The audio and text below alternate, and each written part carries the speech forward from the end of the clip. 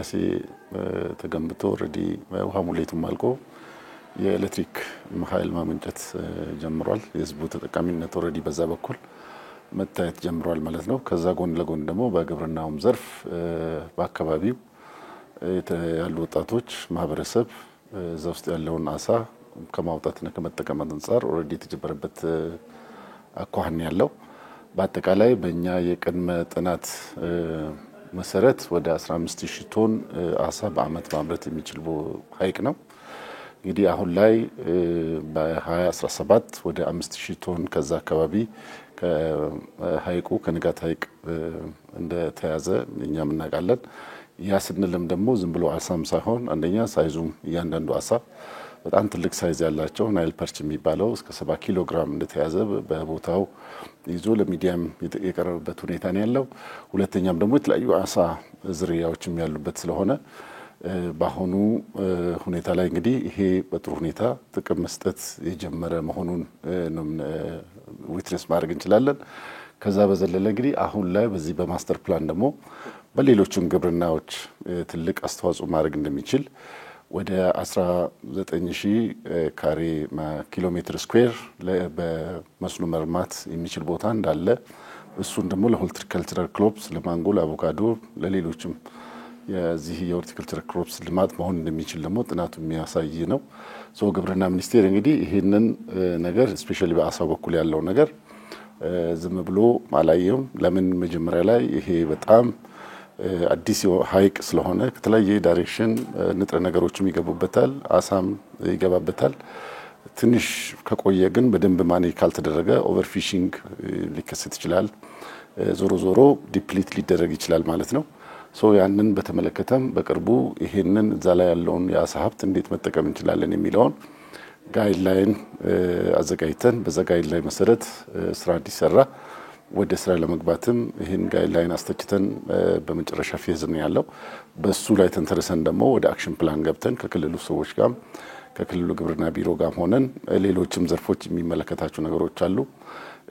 ብዙ መሰረተ ልማቶች ሊስተካከሉ የሚገቡ ነገሮችም አሉ።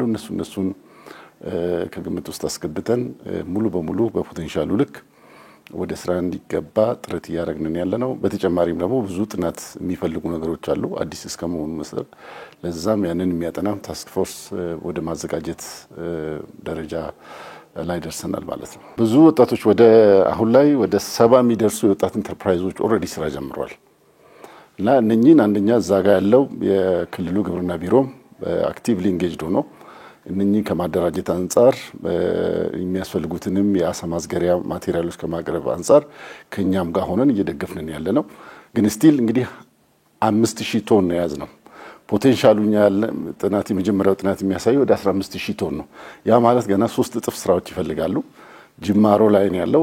ያለውን አሁን የጀመርናቸውን ድጋፎች አጠናክረን መሄድ እንዳለብን የሚያሳዩ ናቸው ማለት ነው። ይሄ ግራንድ ነው፣ ኦቨርአርኪንግ ፕላን ነው። በጣም ትልቅ ሁሉንም ሴክተሮች የሚያስተሳስር መሰረተ ልማቶችም የሚያስፈልጉትም ስራዎች አሉ። የተፈጥሮ አካባቢውንም ጥበቃ የሚያስፈልጉ ነገሮች አሉ። ሁሉንም የከተማ ልማቶች ብዙ ነገሮችን ነው ማስተር ፕላኑ የያዘውና ግራንድ ነው፣ ኦቨርአርኪንግ ነው።